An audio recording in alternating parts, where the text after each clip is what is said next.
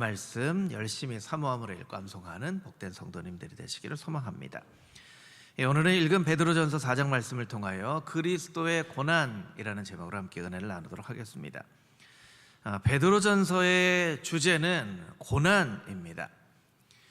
개역 성경에 보면 신구약 합쳐서 고난이라는 이 단어가 한 121회 정도, 구약에 한 54회, 신약에 65회 정도, 구약보다는 신약에 훨씬 더 고난이라는 단어가 많이 쓰여졌어요. 신약은 신약 성경이 만들어지는 과정이 100년 채 되지 않은 그런 기간에 신약 성경이 쓰여졌지만 1000년 이상 쓰여진 구약보다는 더 신약의 고난이라는 단어가 많이 쓰여진 것을 놓고 볼 때 초대교회 성도들이 신앙생활 할 때 여러 가지 많은 고난이 있었다라는 것을 우리가 유추해서 알 수가 있습니다.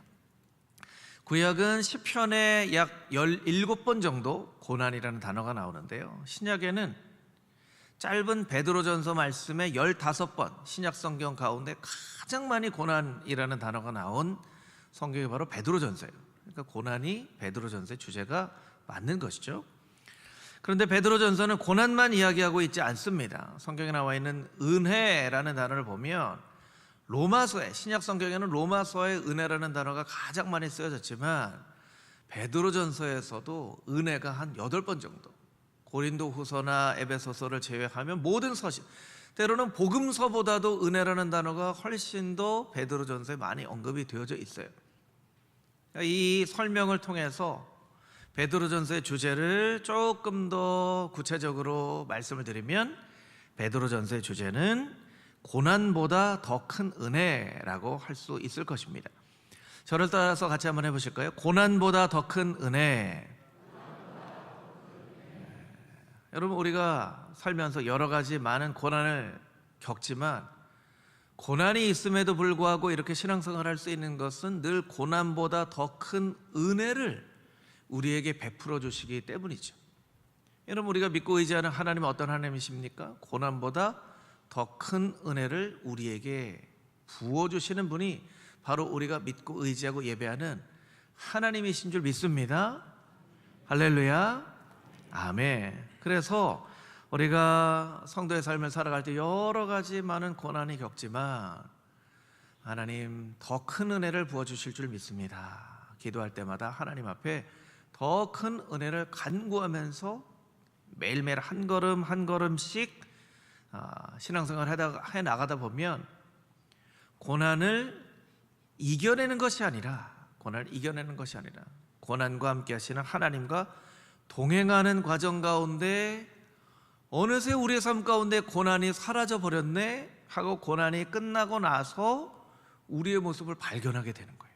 여러분, 막 고난을 이기려고, 고난을 묵상하고 고난과 싸우려고 하지 마시고 은혜 붙잡고 한 걸음 한 걸음 동행하십시오. 그럼 어느 날 고난이 끝나 있는, 언제 이렇게 고난이 끝났지 하는 여러분을 발견하게 되실 거예요. 그래서 오늘 말씀을 통해서도 두 가지, 고난보다 더 큰 은혜를 주시는 하나님의 은혜는 어떤 은혜가 있는가 한번 살펴보도록 하겠습니다. 12절 13절 말씀 우리 같이 한 목소리로 다시 읽겠습니다. 사랑하는 자들아, 너희를 연단하려고 오는 불시험을 이상한 일 당하는 것 같이 이상히 여기지 말고 오히려 너희가 그리스도의 고난에 참여하는 것으로 즐거워하라.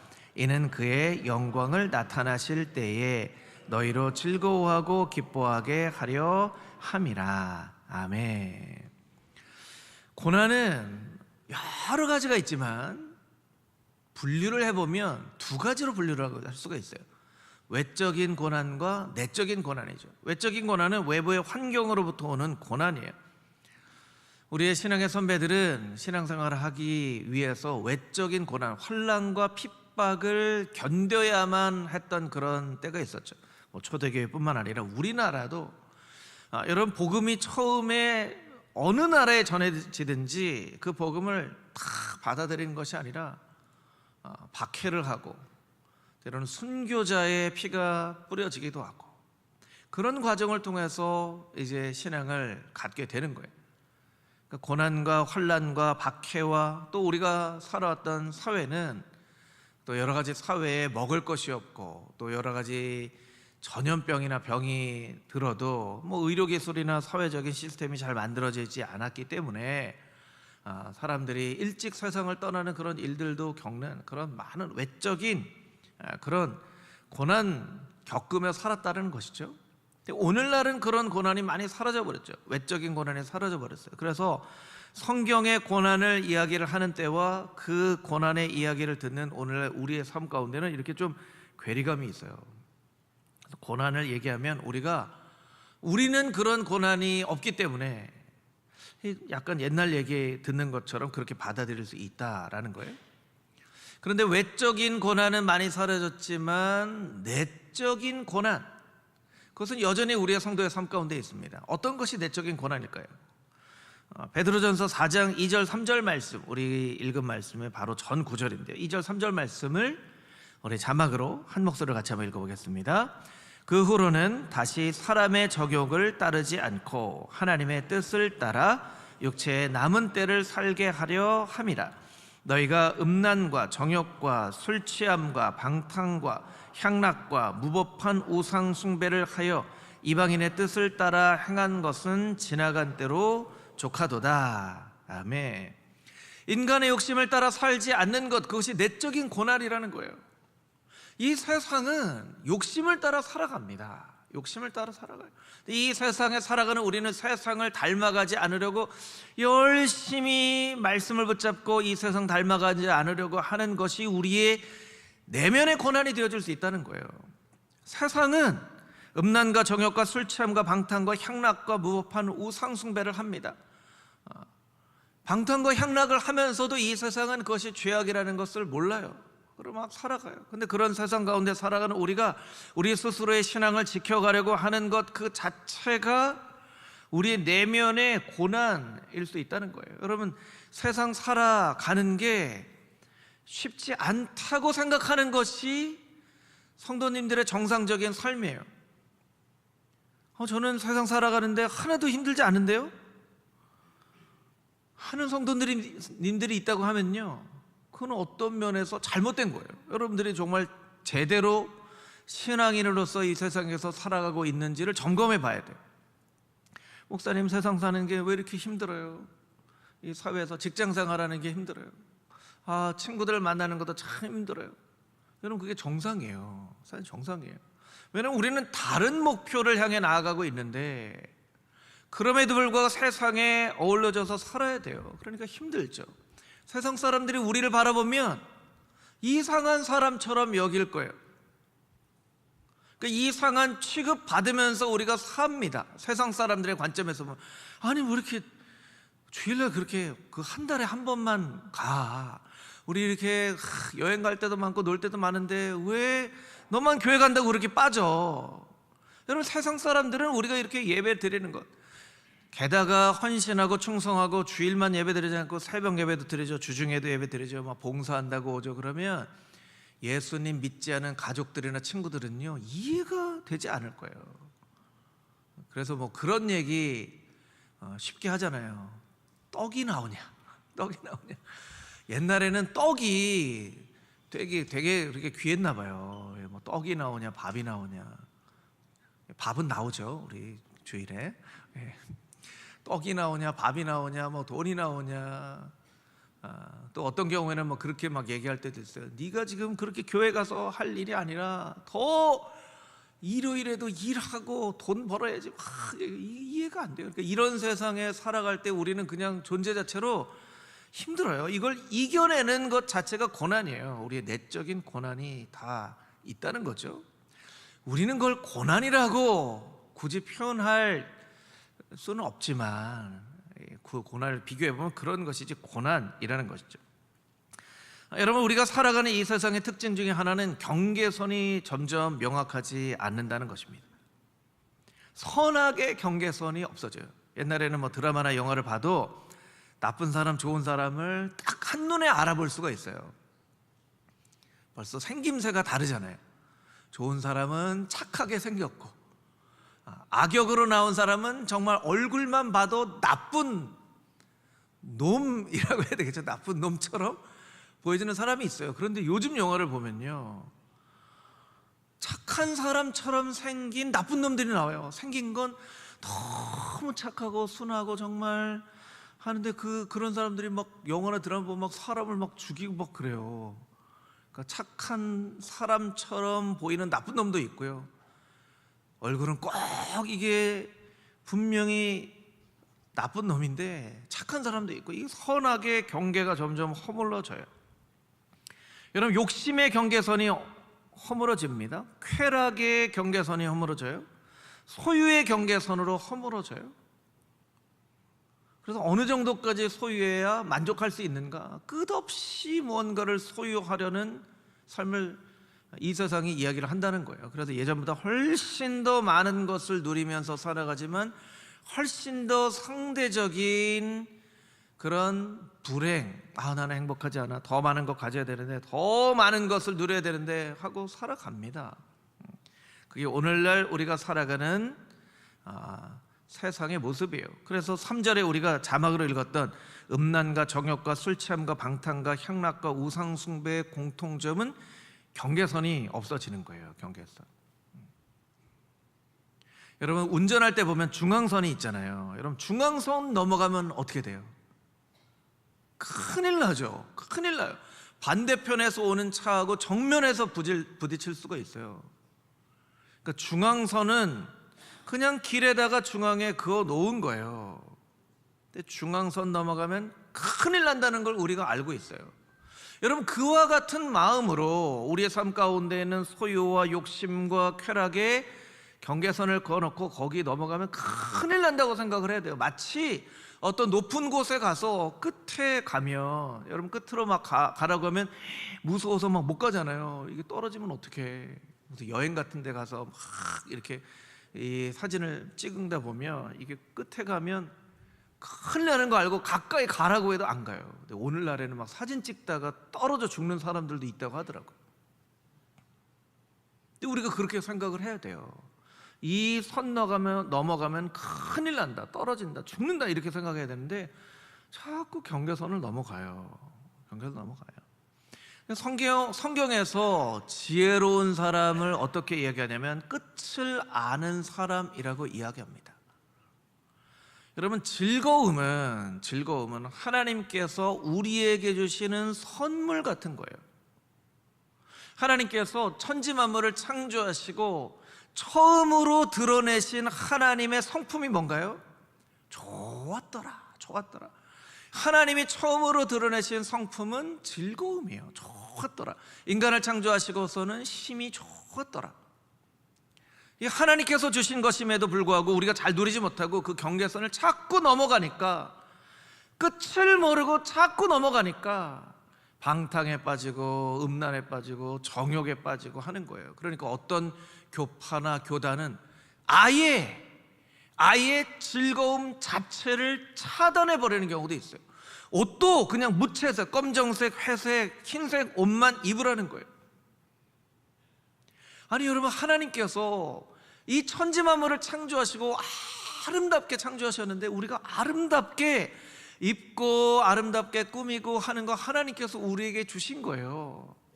그런 거예요. 우리가 아름다움을 추구하고 싶은 마음 우리 마음 가운데 다 있죠. 그렇잖아요.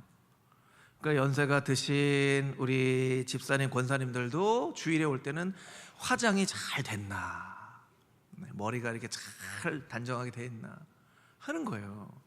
그게 하나님께서 우리에게 아름다움을 알게 하신 거거든요. 그런데 너무 그 끝을 모르니까 아예 화장도 하면 안 되고 옷도 흰색, 검정색만 입어야 되고 즐거움을 누릴 수 있는 것 다 안 되고, 예전에는 막 영화관에 가도 안 되고 막 무슨 맛있는 거 먹어도 안 되고 심지어 웃어서도 안 되고, 웃어서도 안 된다는, 그렇게 얘기하는 교파와 그런 데가 있는 거예요. 기독교 안에도.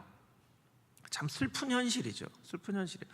끝만 잘 지키면 그 경계 안에서 우리가 마음껏 누릴 수 있는데, 그러니까 이제 끝을 모르는 거예요. 하나님께서 우리에게 기회들을 많이 주시죠. 근데 우리가 기회를 잘 잡지 못해요. 돌아보면 왜 기회를 잡지 못하나요? 또 기회가 있을 거라고 생각하기 때문에. 만약에 여러분에게 하나님께서 어떤 기회를 주시는데 이게 너에게 주는 마지막 기회야 라고 말씀해 주시면 아마 그 마지막 기회를 놓치는 사람은 거의 없을 거예요. 이게 마지막 기회라고 하니까. 마지막 기회. 근데 우리가 그냥 놓쳐버려요. 놓쳐버리고 생각하죠. 아유, 그게 나에게 기회였는데. 놓쳐버려요. 기회가 끝이 있다는 것, 즐거움도 끝이 있다는 것, 욕심도 끝이 있다는 것, 모든 게 다 끝이 있다는 걸 우리가 알아야 돼요. 알아야 돼요. 그래서 고난을 잘 견디는 방법 중 하나는요, 이 고난의 끝에 무엇이 있는가를 한번 생각을 해보는 것이죠. 여러분이 지금 여러 가지 고난을 겪고 있어요. 네, 한번 생각해 보세요. 그 고난의 끝에 생명이 있는가, 죽음이 있는가? 고난은요, 하나님께서 주시는 고난도 있고 내가 자초한 고난도 있죠. 그러니까 내가 자초한 고난을 얘기하는 게 아니에요. 신앙인으로서 열심히 살고 있음에도 불구하고 나의 삶 가운데 닥쳐지는 어려운 일들, 그래서 여러분이 기도할 때 하나님 앞에 때로는 하나님, 제가 열심히 신앙생활하고 예배드리고 기도생활하고 열심히 섬기는데 왜 나의 삶 가운데 이런 고난이 있습니까? 육체적인 고난, 정신적인 고난, 가족 가운데 어려운 일들, 이런 어려움들이 왜 나의 삶 가운데 생기는 것입니까? 라는 그런 종류의 고난을 생각해보고 그 끝에 무엇이 있겠는가? 라고 생각을 하는 것이 그 고난을 견디기에 쉽다는 거예요. 그래서 오늘 우리가 읽은 말씀 14절 말씀에 보면 14절 자막으로 보여주시면 13절입니다. 13절 보여주시면 오히려 너희가 그리스도의 고난에 참여하는 것으로 즐거워해라. 여러분, 고난을 참여하는데 어떻게 즐거워합니까? 고난에 참여하는 것으로 즐거워해라. 이는 그 영광을 나타내실 때, 영광을 나타내실 때가 온다는 거예요. 예수님께서 다시 오실 때가 있다는 거예요. 우리가 하나님 앞에 다시 서게 되는 날이 있다는 거예요. 그때 하나님께서 너희로 하여금 즐거워하고 기뻐하게 하시려고. 어떻게 즐거워하고 기뻐하나요? 아들아, 딸아, 참 수고 많았다. 네가 정말 수고하고 애쓴 거 안다. 내가 너를 위하여 영광의 면류관, 생명의 면류관을 준비했다 하고 그 고난의 끝에 주님께서 서 계신다는 거예요. 학생들이요, 저도 셋째가 이번에 수능을 봤지만 공부하는 모습 보면요, 참 부모로서 참 마음이 아파요. 얘가 얼마나 놀고 싶을까, 얼마나 잠자고 싶을까, 얼마나 친구들을 만나고 싶을까. 공부한다고 게임을 막 하는데 게임 어느 날 게임 안 합니다 그러고 탁 하더라고요. 수능 끝나고 열심히 합니다 지금. 아니 수능 본다고 아니 그 좋아하는 게임을 안 하더라고요. 그리고 저한테 이거 아빠가 아이디랑 비번 다 바꿔, 혹시나 내가 마음 바뀔 수 있으니까, 그렇게 하더라고요. 그러니까 얼마나 게임 하고 싶겠어요. 그런데 왜 그렇게 하는 거예요? 그 공부의 끝에 무엇이 있을 것인가를 얘가 생각해 보면서 내가 지금은 힘들지만 이 공부의 끝에 이런 게 있겠지 하고 생각하니까 지금의 어려움을 참는 거예요. 지금의 어려움을 참는 거예요. 여러분, 힘들어도 여러분들 가운데 요새는 뭐 잘 모르겠지만 예전엔 적금을 붓기도 하고 그러잖아요. 한 달에 한 번, 한 달 팍팍 하는데 무슨 날을 생각하는 거? 이 적금 타는 날을 생각하는 거죠. 이 적금 타는 날. 그러면서 한 달 하는 걸 참는 거예요. 견디는 거예요. 여러분, 하나님께서 오늘 베드로전서 말씀을 통하여 그 고난의 끝에 예수님께서 여러분을 두 팔을 벌리고 기다리고 계신다고 말씀하십니다. 여러분, 고난 참으실 수 있으시겠습니까? 고난 참아야죠. 힘들어도 참아야 돼요. 인내해야 돼요. 그 끝에 예수님께서 영광의 나라, 영광으로 나타나실 그때 아들아 딸아 일로 와라. 그러면 어린애들이 막 뛰어가서 아빠 엄마 품에 탁 안기는 것처럼 우리가 이제 그렇게 할 거예요. 앞으로 아버지 하면서 막 뛰어가서 안기면 하나님께서 우리를 탁 안아주시는 그날이 있기 때문에, 그것이 우리의 고난의 끝이라는 것을 우리가 알기 때문에 우리가 고난을 참고 견딜 수 있는 것입니다.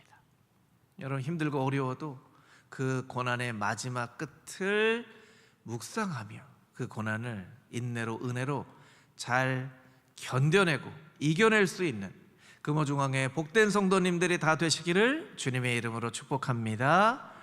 아멘. 14절에서 16절까지 있는 말씀 함께 읽겠습니다. 14절에서 16절입니다. 너희가 그리스도의 이름으로 치욕을 당하면 복 있는 자로다. 영광의 영 곧 하나님의 영이 너희 위에 계심이라. 너희 중에 누구든지 살인이나 도둑질이나 악행이나 남의 일을 간섭하는 자로 고난을 받지 말려니와, 만일 그리스도인으로 고난을 받으면 부끄러워하지 말고 도리어 그 이름으로 하나님께 영광을 돌리라. 아멘. 고난은 비유적으로 표현하면 단단한 음식 같아요. 단단한 음식. 부드러운 음식이 있고 단단한 음식이 있죠. 단단한 음식은 먹기가 어려워요. 부드러운 음식은 먹기가 쉽죠. 그래서 어린 아이들에게는 부드러운 음식을 부모님이 많이 줘요. 그런데 여러분, 아이들한테 부드러운 음식만 주면 안 됩니다. 단단한 음식을 먹어야 치아가 잘 발달하고 단단한 음식을 씹는 것이 뇌에 자극을 해서 똑똑해져요.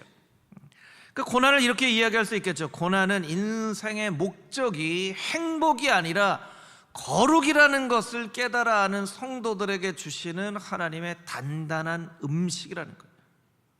그러니까 먹기가 어려워요. 여러분, 먹기가 어려우면 먹지 말아야 될까요? 뱉어야 될까요? 아니에요. 잘 먹어야죠. 여러 번 씹어서 잘 먹고 잘 소화를 시켜야죠. 예전에는 그렇게 치아 교정하는 아이들이 그렇게 많지는 않았던 것 같아요. 저도 학교 다닐 때 보면 우리 저보다 인생 선배님들이 훨씬 더 많으신데 제가 라떼를 말씀드리기는 참 민망하고, 초등학교 때 보면 반에 한 명 있을까 말까 할 거예요. 반에 있을까. 전교에도 있을까 말까예요. 그리고 옛날에는 치아 교정하는 게 되게 더 훨씬 비쌌잖아요. 지금보다 쉽게 하지도 못하고 그랬죠. 오늘날에는 사실은 치아 교정하는 게 많습니다. 말씀드린 것처럼 단단한 음식을 잘 안 먹어서 이게 자기 자리를 못 잡는 거예요. 자기 자리를. 치아가 자기 자리를 못 잡는 걸 부정교합이라고 하죠. 부정교합. 하나님께서 얼마나 지혜로우신 분이시냐면 이빨도 이렇게 가지런하게 윗니빨 아랫니빨 이렇게 나게 하셔서 이렇게 탁 씹으면 음식을 자르거나 부수거나 이렇게 할 수 있도록 하셨어요. 근데 이게 안 맞으면요, 소화를 잘 못 시키죠. 소화를 잘 못 시키면 성장을 잘 할 수가 없어요. 영적으로도 마찬가지예요. 우리의 영적인 치아가 부정교합이 생기면요, 소화를 못 시켜요. 그러니까 인생에 이건 그렇게 시험 들 만한 일이 아닌데 소화를 못 시키니까 탈이 나는 거예요. 탈이 나는 거예요. 하나님의 말씀을 읽어도 하나님의 말씀, 어려운 말씀 아닌데 깨닫지를 못해요. 깨닫지를 못해요. 너무나 놀라운 일은요, 여러분들, 우리 성도님들의 인생의 선배님들 중에는 사실은 예전에는 초등학교 잘 못 나온 그런 권사님들, 어르신들도 있었죠. 그런데 얼마나 지혜로우셨는지, 학교 교육은 제대로 많이 받지 못했지만 정말 성령의 지혜를 받아서 얼마나 지혜로운 분들이 교회에 많으셨는지 몰라요. 오늘날은 모든 성도들의 학력 수준이 예전보다 많이 올라갔지만 예전에 우리 신앙의 선배들, 어르신들만큼 우리는 지혜로운가 한번 생각해 보면 그렇지 않은 것 같다, 이렇게 생각이 들기도 할 거예요. 단단한 음식을 먹어야 돼요. 고난을 피하면 안 되고, 이거 하나님께서 나에게 주시는 단단한 음식이구나 생각을 해야 되는 거예요. 그러니까 14절 16절에 두 번이나 반복이 되어져 있는데, 고난을 받으면 기뻐하라는 거예요. 기뻐하라, 즐거워하라 라는 거예요. 그 고난이 우리에게 주는 유익이 있기 때문이죠. 고난이 주는 유익 여러 가지 있지만 한 가지만 여러분에게 설명드리면, 고난은 첫 마음을 기억나게 합니다. 첫 마음을 기억나게 해요. 어떤 사람이 사업을 만들었어요. 근데 막 어려움을 겪고서 막 부도가 나니 사업을 접어야 되니 막 고난을 막 겪어요. 고난을 막 겪으면서 이 사람이 생각을 하는 거예요. 이 회사 처음 만들 때 이런 마음이었는데, 그때 참 어려웠지만 이렇게 시작을 했는데, 어떤 부부가 살다 보면 뭐 여러 가지 갈등도 생기고 하잖아요. 막 부부 가운데 갈등도 생기고 막 이럴 수 있냐 저럴 수 있냐, 막 쳐다보기도 싫다, 막 이렇게 얘기하잖아요. 그런데 이렇게 생각해 보면, 저 사람 처음 만났을 때 이랬는데 하는 그런 마음이 생기는 거죠. 자녀들도요, 키우면, 여러분 자녀 키우기가 어렵잖아요. 자녀 키우기가 어려워요. 그래서 자녀 키우다 막 속상하기도 하고, 때로는 막 너무 속상하니까 막 상처나는 말도 하고요. 막 눈앞에서 살살 막 하기도 하고, 막 네 맘대로 살아. 부모님이 맘대로 살아라고 하는 건 진짜 맘대로 살라는 게 아니잖아요. 반대죠, 반대. 네 맘대로 살지 않았으면 좋겠다는 거잖아요. 그런데 막 부모님이 그렇게 막, 하나님 왜 저 자식 때문에 내가 이렇게 마음 상하고 고난을 당해야 합니까 하고 막 때로 막 눈물을 흘리면서 막 기도하고 잠자리 이렇게 누워 있는데, 하나님이 떠오르게 하시는 거예요. 그 아들 처음 만났던 그 순간, 나의 딸이 내 품에 처음 안겼던 그 순간 생각나게 하시는 거예요. 그렇게 사랑스러운 아들이었는데, 사랑스러운 딸이었는데, 첫 마음 생각나게 하시는 거죠. 여러분 예수님 처음 만나서 정말 기쁨으로 예배하고 찬양하고 밥 먹지 않아도 교회 와서 예배 드리기만 해도 막 배불렀던 그때, 여러분 잊어버리지 않으셨죠? 다 기억하고 계시죠? 고난이 생기면 그 첫 마음을 기억하게 하네. 내가 그때는 정말 어떤 일이 생겨도 그냥 교회 나오기만 하면 너무 은혜가 되고 너무 좋았는데, 지금의 모습을 보니까 이것도 불편하고 저것도 불편하고 이것 때문에 불평도 생기고 막 삶 가운데 신앙생활에 너무 불평, 불만, 어려운 일들이 많은 거예요. 생각해보면, 그 처음 예수님 만났던 때로 생각해보니까 아무것도 문제가 되지 않을 것 같은 일들이 지금 오늘날에는 이제 문제가 되어지는 거죠. 그러니까 여러분, 고난을 하나님께서 여러분에게 주시는 이유는, 너 첫 마음 혹시 잊어버렸니? 너 첫 마음 혹시 잊어버렸니? 첫 마음, 첫 신앙, 첫사랑, 그걸 기억해야지. 요한계시록에 보면요, 초대교회 아시아에 7교회가 있는데 7교회 중에 가장 으뜸인 교회가 에베소 교회였어요. 에베소 교회는 아주 중요한 교회예요. 근데 에베소 교회를 향해서 하나님이 뭐라고 책망하세요? 네가 첫사랑을 잊어버렸구나. 어디다 떨어뜨렸는지 잘 기억하고 첫사랑 회복해라.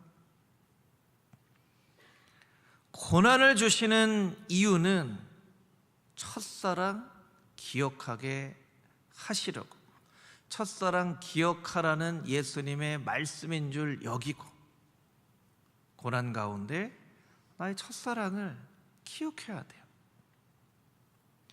오늘 본문 말씀 가운데 보면 시험을 불같은 시험이라고도 얘기합니다. 여러분, 불은요 예측할 수가 없어요. 예측할 수가 없고, 이스라엘 백성들은 불에 대해서 누구보다도 더 잘 알고 있는 민족이었어요. 왜냐하면 제사를 드렸잖아요.